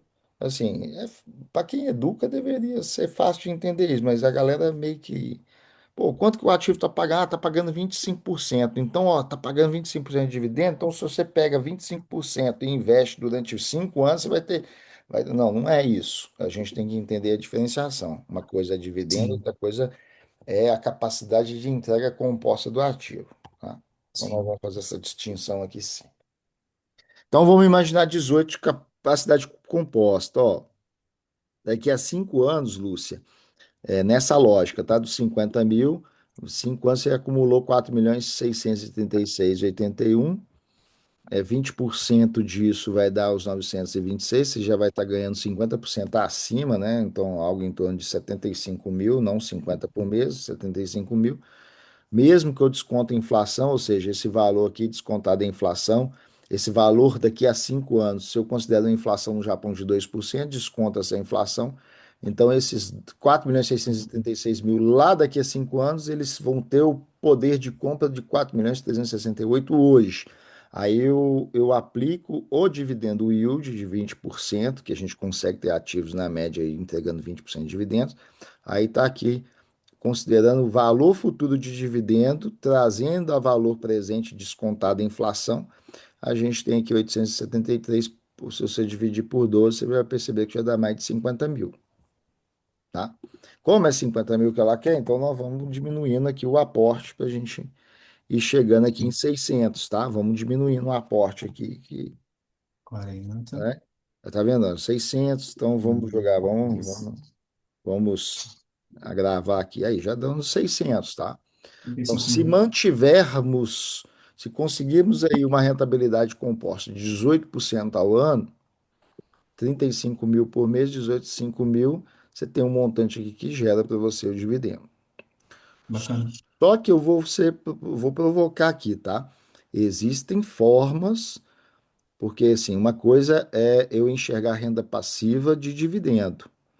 Aí um outro ponto que eu falo para vocês, do mesmo modo que eu falo com vocês, que vocês não, a gente não pode pensar só em ativos que pagam dividendos para compor a nossa carteira, essa parte acumulativa, porque se eu vou investir 35 mil por mês, eu não vou imaginar que esses 35 mil já vai gerar um dividendo para mim, eu vou viver do dividendo do primeiro 35 mil que eu aporto, correto? Por quê? Porque eu estou num processo de acumulação. No processo de acumulação, é interessante também eu pensar em ativos que podem compor essa rentabilidade composta e eventualmente não pagam dividendos. Perfeito? Bem como também quando eu quiser montar, ter a minha carteira de extrair renda passiva, eu, Marcelo, e aí eu oriento todos os meus alunos a também pensarem o mesmo, eu não vou entender também só dividendo como forma de renda passiva. Existem outras formas de renda passiva também que às vezes podem ser mais poderosas que o próprio dividendo. Dividendo do produto financeiro, entendeu? Existem outras estratégias aí de você obter uma renda recorrente com em termos percentuais mais elevados, tá? Você não acessa com 35 mil por mês, mas pensando que você vai acumulando um montante no decorrer do tempo, esse montante já, ao invés dele ser alocado numa carteira de dividendos, ele pode ser colocado em outra estratégia de ativo, que pode gerar um ganho passivo mais robusto, por exemplo. Existe isso, né? Não vou entrar nesse detalhe aqui agora, não é um caso, mas existe. Mas aqui é né, dentro dessa lógica aí que ela pediu, é isso, ó. Uma 35, ó, uma taxa de crescimento composto de 18, está ainda abaixo do que a gente tem obtido aí nos últimos anos. 5 anos acumula isso revertido numa carteira que aí o dividendo o yield em torno de 25, tá? E aí tem os seus 50 mil por mês aqui. E isso já tomando cuidado de descontar aqui, de certo modo, a inflação também. Valor futuro trazidos a valor presente, então você tem o poder de compra de 611 e 616 por ano de hoje, né? Esse é o que você vai ter receber nominalmente, mas descontado a inflação. Nominalmente, descontado a inflação, esse é o montante. Esse valor futuro vai ter poder de compra disso hoje se a inflação mantiver em 2%. E essa renda futura anual lá na frente vai ter o poder de compra que 611 tem hoje. Que a gente já está descontando a inflação aqui. Beleza? Agora, vamos imaginar o pensamento. 50 mil não dá para eu viver com 50 mil no Japão. Concordo, não dá para viver. Mas os 50 mil já vai te comprando tempo. Entendeu? 50 mil já compra tempo.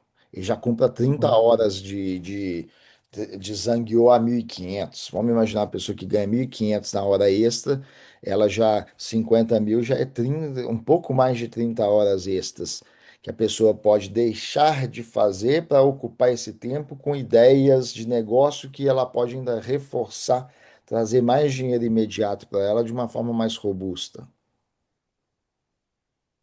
Entendeu? Então, eu gosto muito de pensar na renda passiva que vai te ajudando a comprar tempo, correto? Por quê? Porque se eu pensar naquela renda passiva, ah, não, quero ter uma renda passiva quando que eu ganho o mesmo que eu ganho trabalhando integralmente na fábrica, aí eu vou ficar muito absorvido na construção dessa renda passiva integral. E eu vou estar gastando mais tempo para construir essa renda passiva integral, ao invés de ir contando com camadas de renda passiva que vai comprando o meu tempo, que vai fazendo eu economizar meu tempo, e esse tempo eu posso direcionar para outras coisas com as quais eu posso ganhar mais dinheiro efetivamente, Sim. entendeu? Porque ou eu posso ficar agarrado lá no Zangueô, ou eu posso usar o tempo do Zangueô para poder ter ideias de negócio, desenvolver novos projetos. Ele pôs a bike no carro E e assim, trouxe aí pra mim. ô Anderson, tem que mutar aí o Paulo, eu acho. Aí o Paulo Foi, professor. é isso. Vazou um áudio aqui. É. Legal, muito bem colocado. Vai continuar, professor, ainda Não, nessa? não, pode continuar. Tranquilo. Uhum, Professor, então, caminhando aqui para o finalzinho, né? São só três perguntas. uhum, Agora uma sobre horizonte, né? E falando assim do objetivo da pessoa, mas professor, fica à vontade. Como a pergunta foi feita muito num contexto de início e Ideco, até uhum, talvez seja um bom momento para você dar um aconselhamento, né? Mas é a seguinte: para uma sim. carteira que tem dois objetivos, né? Sendo renda passiva agora e aposentadoria lá na frente. Uhum. Com Nissa e ID, como Nissa e Ideco se encaixam juntos e se encaixam na sua visão, na sua estratégia.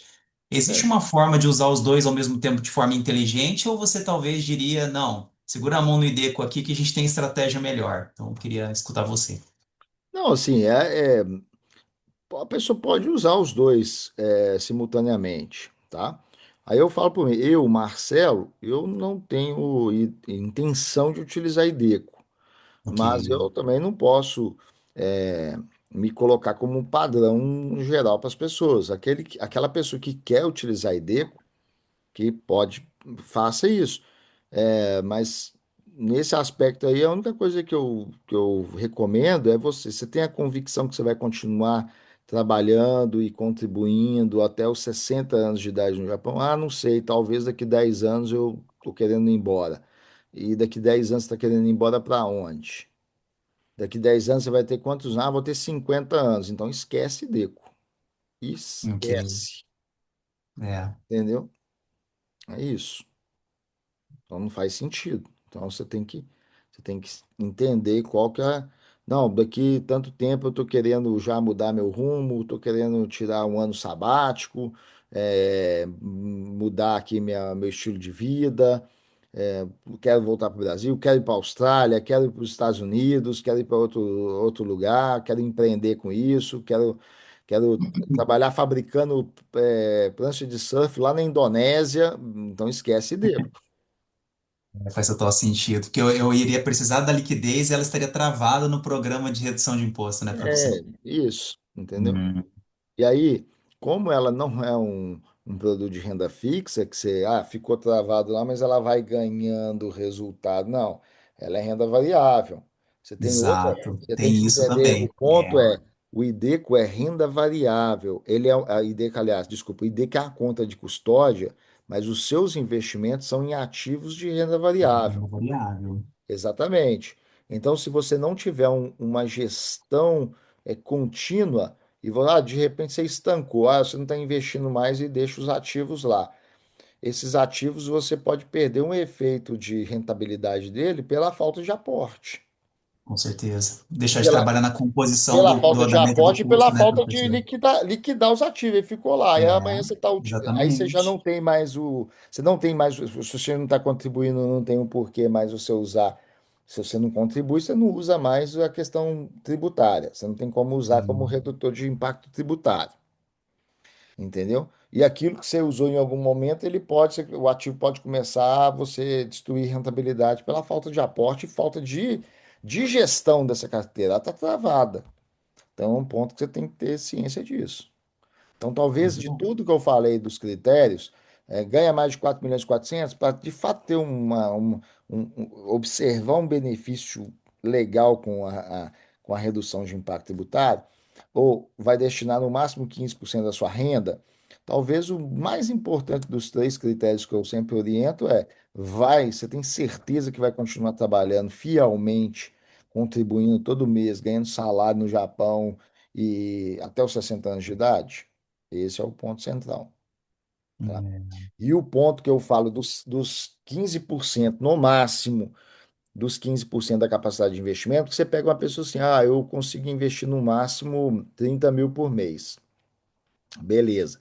E vai soltar 20 mil no IDECO, ou seja, dois terços da sua capacidade de investimento você vai colocar numa conta de custódia que você vai ficar com dinheiro imobilizado. complicado, né? Faz sentido.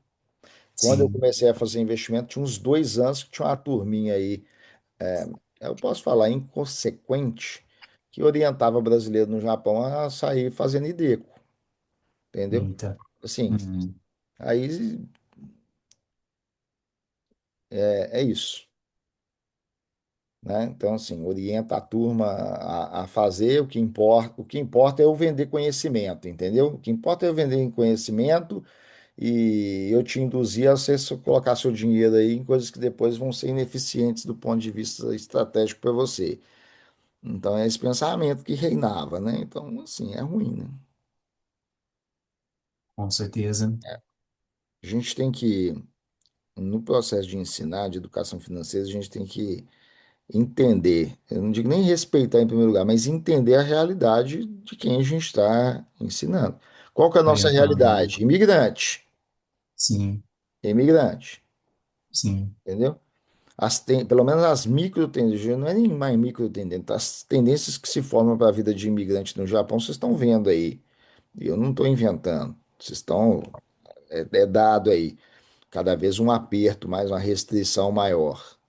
Entendeu? sim, Cada vez um discurso em relação a olhar só os ônus que o estrangeiro ocasiona, mas não descartando os bônus, né? Então, assim, você tem sem querer ser alarmista, mas se a coisa, ainda mais do ponto de vista de populismo político, você vai tendo crescimento de partidos com um discurso cada vez mais restritivo, amanhã, pô, a grande sacada pode ser, não, vamos aumentar o número de estrangeiros no Japão, porque a gente tem que aumentar, mas vamos colocar limitação de idade. Vamos começar a tesourar depois de determinada idade. Entendeu? hum, Ou não vamos expulsar ninguém, mas vamos deixar a vida tão difícil a ponto deles mesmos pedir a conta. Entendeu? é. Então, assim, você não pode também ficar acreditando que vai ser a. Na década de 90 o sujeito vinha para o Japão, ganhava dinheiro, voltava para o Brasil, não estudava nada, achava que só dinheiro resolvia, tentava empreender em coisas que muitas vezes nunca tinha empreendido em nada, quebrava a cara, voltava para o Japão. E ficou nesse ciclo tranquilo, considerando o Japão uma vaca de ouro, uma galinha dos ovos de ouro constante até 2008. Chegou 2008, acabou essa Muito. ideia, É, entendeu? A mesma coisa, a gente não pode acreditar que a vida de imigrante vai ser tranquila sempre. Ah, não, eu decidi fixar minhas raízes. Eu tenho minha casa própria, eu tenho aqui meus negócios, tenho negócio no Japão, tenho empresa no Japão. Imigrante és. A gente sempre tem que entender isso, sim. entendeu? Ah, mas meus filhos estudaram em escola japonesa. Os meus também. Imigrantes somos, entendeu? Ah, mas eu naturalizei japonês. Tem o trejeito, tem o semblante. Não tem- eu conheço descendentes japoneses, naturalizados japoneses que, pô, reclamam, eu não sou tratado como japonês, mesmo tendo passaporte japonês. Entendeu? Então, assim, essa é a realidade do Japão. Então, é um país que é um dos países, assim como a Suíça, o Japão, até faz parte do próprio brand do país, essa questão da exclusividade, né? Da Hum, resistência à abertura, né? De ser isolado, assim, né? Um país mais, do ponto de vista mais fechado, mais restrito à própria cultura. Isso faz parte. E é respeito, né? Obviamente que a gente respeita e entende também, né? E com isso eu não estou falando para ninguém ficar lamuriando, não, mas eu não sou considerado japonês. Tranquilo, eu para mim é natural. Eu nunca quis ser considerado, apesar de não ser, não sou, nem descendente japonês eu sou. Nunca fiquei nessa. Acho que é normal. Eu tenho orgulho de ser imigrante. As grandes fortunas no mundo foram construídas por imigrantes, entendeu? Você hum, pega o Brasil, a realidade do Brasil, as grandes fortunas foram construídas por primeira geração de imigrantes japoneses, dentre eles também, entendeu? Então, ser imigrante para mim sempre foi um orgulho, ser diferente, ter os desafios, né? Então, hum. é isso. Então, é.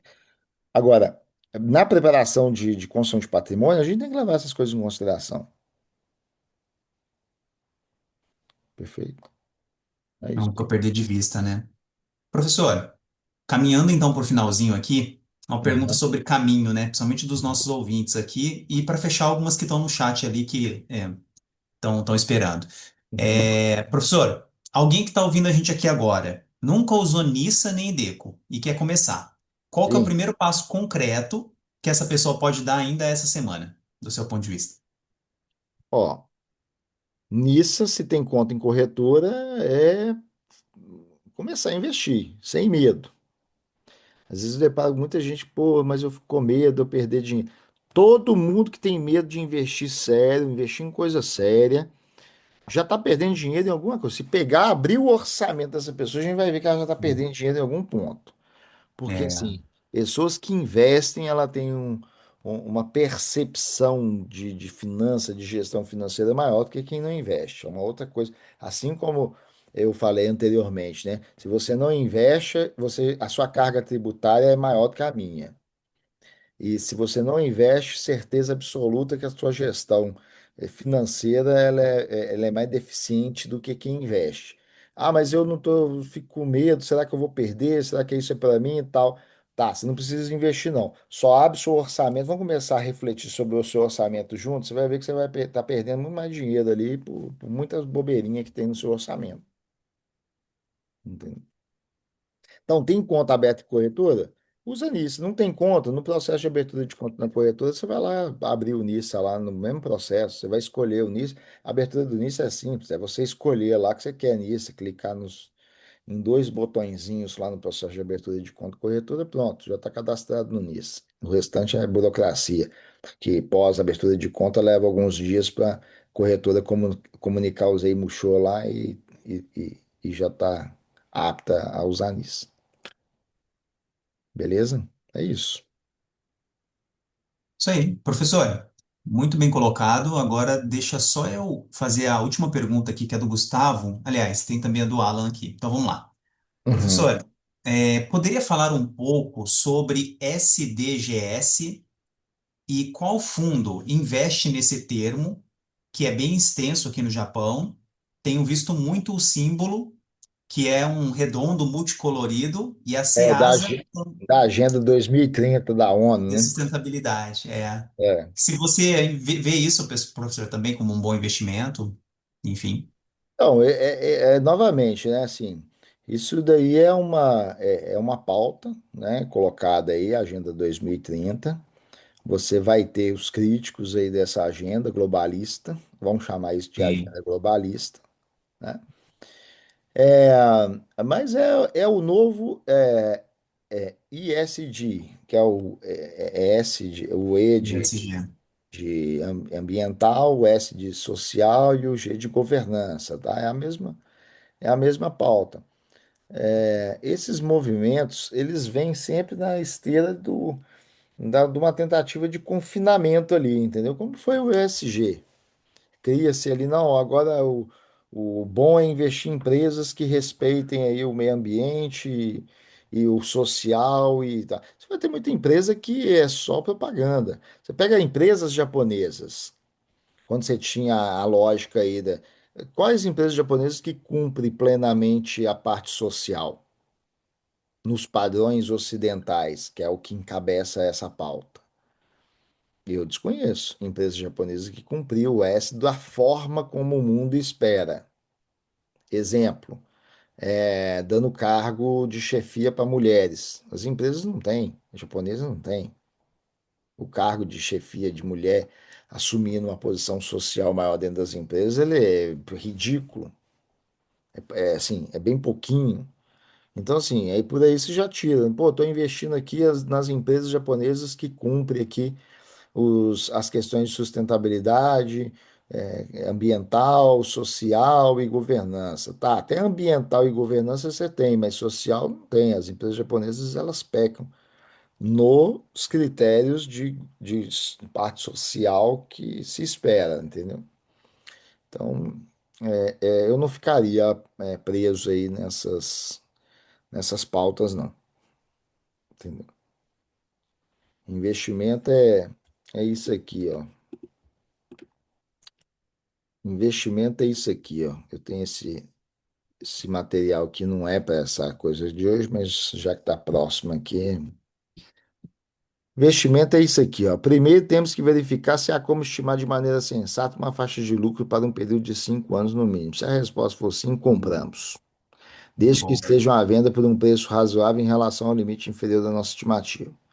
Contudo, se não tivermos capacidade de estimar os lucros futuros, que geralmente é o caso, né, você vai trabalhar com muita exclusão, simplesmente passamos para a próxima análise. Por Hum, 54 anos que trabalhamos juntos, o Buffett e o sócio dele, que morreu em 2023 aos 99 anos, o Charlie Munger, e claro, nunca abrimos mão de uma compra atraente por causa de ambiente macroeconômico, político, da opinião dos outros. Aliás, esses assuntos nem sequer surgem quando tomamos decisões. muito interessante. Então, assim, independente das pautas que colocam aí, né, Sim. que o sistema coloca as instituições que aí vão configurando fundos diversos que atendem determinadas pautas, a gente tem que ver se bom, o negócio é estratégico para nós, né? Ele gera um resultado econômico para nós de fato. Então aí eu vou na mesma linha do Nissa. Nissa é bom? É bom. Só que eu não vou investir porque tem Nissa, eu vou investir porque algo é bom, é estratégico para mim, e ele tendo Nissa, eu uso o Nissa com força. Beleza. O Nissa não é um norteador. A mesma coisa, eu vou investir em determinados fundos, determinadas empresas que sejam estratégicas de eu investir. Se ela cumpre alguma tabela aí de agenda aí, beleza, ponto adicional. Mas eu não vou fazer um investimento norteado por isso. Perfeito? Bom, professor, agora vamos aqui, temos uma pergunta do Alan interessante aqui. Uhum, Deixa eu só abri-la. Chat. Prontinho. Professor, sim. caso dificultem mais para os imigrantes e tenha que ir embora, como fica minha conta na corretora? Posso continuar investindo? É, é, qual que é a prática disso, né? Enquanto você mantém vínculo de residência com o Japão, você pode manter a conta, correto? Uma vez que você perde o vínculo de residência, que você. Então, o adequado é você promover a liquidação disso e extrair o valor aí, né? É complicado, pessoal, porque assim, a gente tem que estar sempre, a gente não pode viver num mundo de faz de conta, correto? Mas a gente também não pode viver na paranoia, que essa Sim. coisa, tipo assim, pô, amanhã vão criar um gueto, um campo de concentração e vão jogar todos os estrangeiros do lado de lá do muro. Não, não é assim, entendeu? Sim. Não é isso. É, havendo aí as perspectivas de mudança, elas vão ser sutis, elas vão acontecendo de forma mais sutil, entendeu? Então é isso. Como o aperto que eles já prometem fazer a partir de 27. Não está com a situação financeira. Que aí vai ser de fato, a gente já vem falando da questão de preparação financeira há anos. O fator determinante vai ser situação financeira. Pô, tá devendo impostos, tá devendo, não está contribuindo com a previdência para quem é autônomo, por exemplo, não está contribuindo com o Nenquim, está sonegando o Nenquim, não está contribuindo. é, Pode ter anulação, e já tem caso, tem precedente aberto. Ah, mas eu tenho visto permanente, agora eu fico para. Não, já tem casos aí de visto permanente sendo retirado de pessoas que não cumprem com as suas questões fiscais. Já é uma forma de seleção, correto? Já é uma forma de seleção. E se a gente for bem, bem cruel, não é nem cruel, se a gente for bem até justo, não é cruel, ser justo. Para as pessoas que, pô, trabalham, eu estou preocupado com a formação de patrimônio, eu estou contribuindo, eu estou pagando meus impostos em dia, eu estou segurando a onda para não gastar além da conta, para eu ter condições de viver adequadamente planejado e pagando meus impostos. Esse processo de seleção ele não é ruim, não. Porque não havendo um processo de seleção nesse nível, onera quem paga as coisas corretamente. Entendeu? Essa que é a realidade, né? Então, você tem esse fator aí, né? Então, assim, esse aperto vai vir desse modo, o Alan. Ele não vai vir desse jeito aí, que, pô, vão apertar e amanhã vão falar para todo mundo ir embora, ou vão. Não, ele vai vindo assim, né? O Japão, eu tenho certeza que até os mais radicais aí, com o discurso, eles sabem da necessidade que precisa de estrangeiro de fato. Só que, ao mesmo tempo, eles já estão, a meu ver, tá? Eles sabem que eles vão ter que aumentar o volume de estrangeiro, mas, pô, vamos começar a colocar as regras mais altas, por amanhã não virar uma Europa aqui e vir imigrantes ressentidos para cá e que mais extraem do que contribuem. Então, eu vejo mais como uma preparação, colocar mais regras antes de escancarar as portas, né? E aí o aperto vai vir desse modo. O aperto, Interessante essa o visão. aperto para quem não contribui efetivamente ou onera mais o Estado do que contribui, vai ser isso, que é o que já estão prometendo para 2027, né? 2027 parece que entra isso aí em voga, né? A partir, se não tiver em linha com os impostos, vai ter visto negado ou cancelado, né?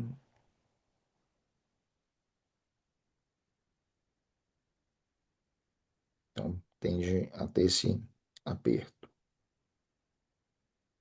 Agora, o contrato também é verdadeiro, tá? Como eu tenho que ir para o Brasil anualmente, e eu passo alguns meses lá, eu vou fazer os meus acertos de impostos, às vezes antecipadamente, na prefeitura de Camagüey. E quando eu chego lá para falar que eu vou pagar os impostos e que eu já vou pagar, inclusive, os dos meses, toda vez que eu chego lá e é japonês diferente, os caras ficam espantados, eles não levantam, agradece, aí chama o outro para fazer a dupla checagem lá na hora de fazer o pagamento, porque que eles não liberam para fazer desconto automático em cartão de crédito ou banco, não. Você tem que pagar Tem alguns impostos lá que você tem que pagar mesmo. Você vai pagar antecipado, você pagar antecipado. E aí acontece isso. Então, assim, você tem esse outro lado também, né? Deles valorizarem isso, né? Esse oposto, né? Que talvez eles não estão tão acostumados com quem vai pagar imposto adiantado. Eles estão acostumados mais com quem vai atrasar o imposto e eles têm que ficar cobrando o cara que o imposto Ou está atrasado. negociá-lo, né? É, É, sim.